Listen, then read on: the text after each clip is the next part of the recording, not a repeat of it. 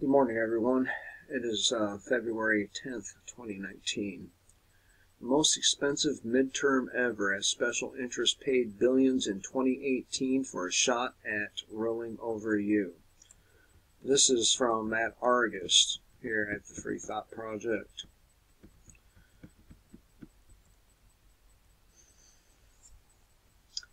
When I first started out as an independent journalist in 2007, I remember interviewing a congressional candidate who put his law career on hold to seek public office.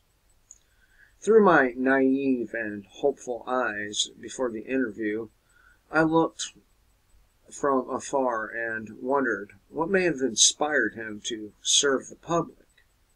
Was it to reform corruption? Stop the wholesale fleecing of the citizens of Louisiana by their criminal government? Or was he standing up for a noble cause? Turns out I was wrong on all fronts. When I asked him why he chose to run for Congress, his answer back to me, knowing that this was going on the record, was, "I thought I could win." There was no desire to right any wrongs, no desire to seek positive change and create a better life. The entire impetus behind his campaign was due to the notion that he thought he could win.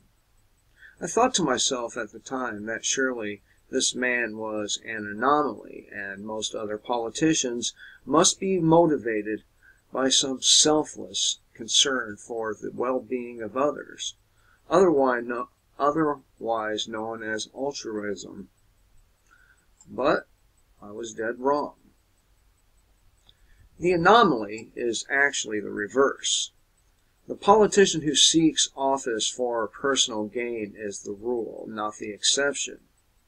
Self-interested narcissists fill the halls of Washington, stomping on anyone who gets in their way, and unafraid to lie, cheat, and steal to get there. The politician who risks their career to stand for what they believe in and to serve the people, however, is the actual anomaly. Our politicians, they tell us, commit themselves to a life of government so they can serve their constituents and represent them at the national level to further the democratic process and uphold our rights. Promises of lower taxes, free stuff, more freedom, and more security flow from the mouths of the political candidates like treated water from a sewage plant. But it's the exact same story once they get elected. Sell out to the lobbyists and push more war. The opportunity of public office has become such a position of power and control, people are paying billions of dollars just for a crack at landing their candidate a job in D.C. In fact, according to a report this week, the cost of the 2018 election was the most expensive midterm in election history. As OpenSecrets.org reported, with more than $5.7 billion shelled out by candidates, parties, committees, PACs, and outside groups, the 2018 midterm leapfrogs even then record-breaking 2008 presidential election, which saw nearly $5.3 billion in total spending. It also smashes the previous midterm spending record of $3.8 billion in 2014. Just as the 2018 elections brought historic wins for a more diverse group of candidates, they also saw greater spending than we've ever seen or anticipated for a midterm election, capitalizing on the years of loosened campaign finance regulation and oversight, said Sheila Krumholz, executive director of the Center for Responsive Politics. It would be irresponsible reporting not to mention that a little less than 17% of this money came from individuals in the form of small donations. See, if you're not shelling out the big bucks, you don't mean a motherfucking thing. But this likely has more to do with candidates getting better at appealing to emotions than it does with any grassroots movements affecting real change. They say there's a chart, but I found none. If you think people are spending record amounts of money just to have the opportunity to act as or support a public servant, think again. The election process has morphed into a circus in which billionaires vie for your attention through their shill candidates, or shill candidates vie for your attention through their appeal to emotion. All of it is a charade to get into power, and if voting actually accomplished anything resembling real change, it would likely be illegal.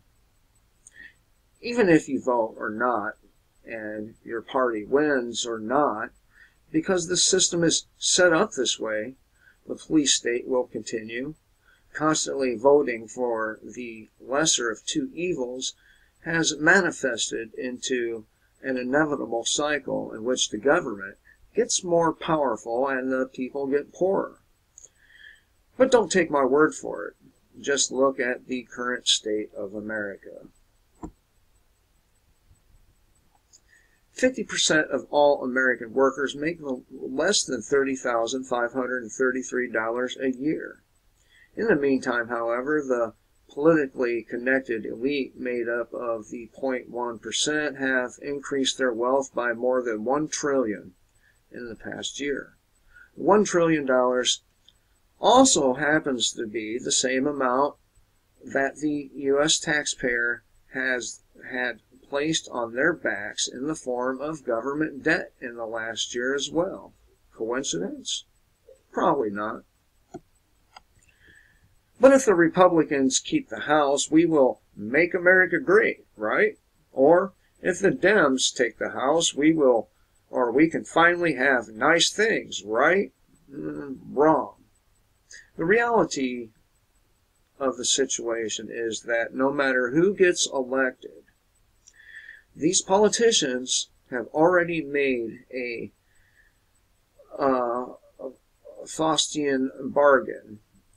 And if you're wondering who Faustian is, he is a German occultist and high-ranking Nazi, if I remember correctly. Okay, a Faustian bargain to keep the police and warfare state in power. So no matter who you get, the police state and the warfare state will remain in power. In today's political climate, it is no longer a question of which party is in power or which party will usher in totalitarianism. Instead, we have reached a point of simply waiting for the hammer to finally fall. Donald Trump ran on a platform to make government smaller, get America out of these endless wars, seize the chaotic and out-of-control spending, and rein in the overreaching executive.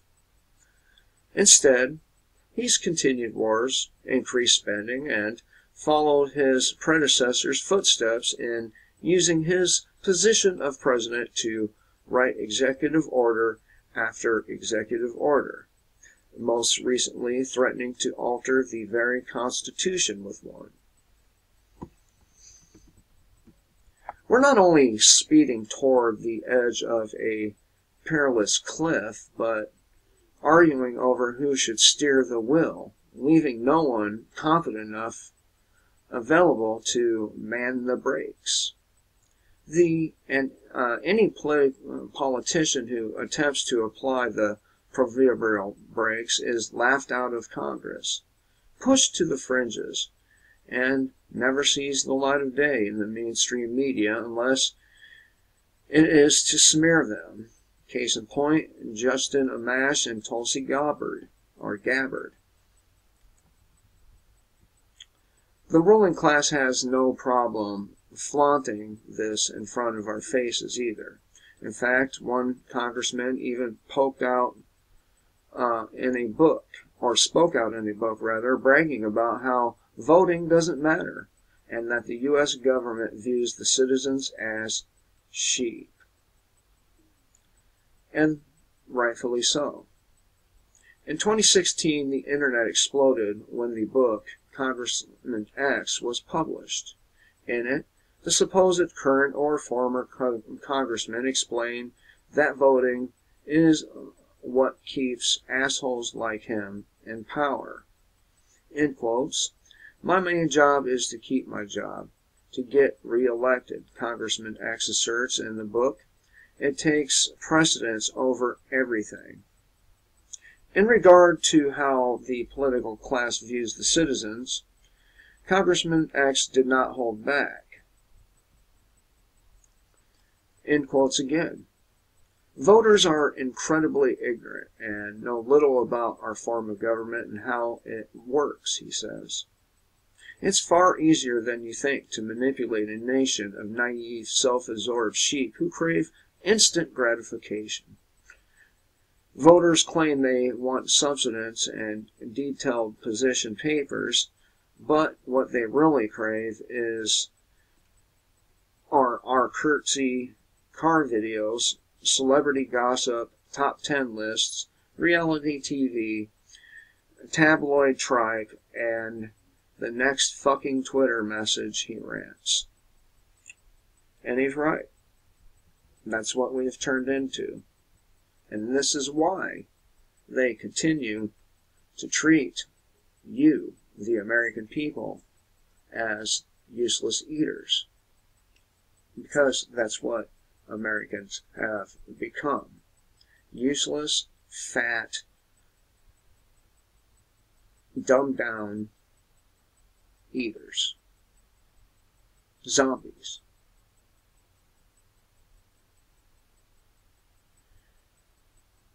And unfortunately, this guy thinks that there's still hope in these people, you, the American public, waking up to this system of fraud and extortion that we call government before they've taken everything. But you won't. Because this nation is filled with Daisy and Dewey fucking Down syndromes. I'm not talking about my subscribers. I think they understand this. I'm talking about the general overall public. I'm talking about anybody who continues to vote knowing motherfucking well that nothing ever changes. Now, I've explained to you in many videos, the public and my subscribers, that the United States is a corporation and its clients are other corporations, and it is a matter of law for them to do everything possible to maximize the profits of their shareholders, their clients, the corporations.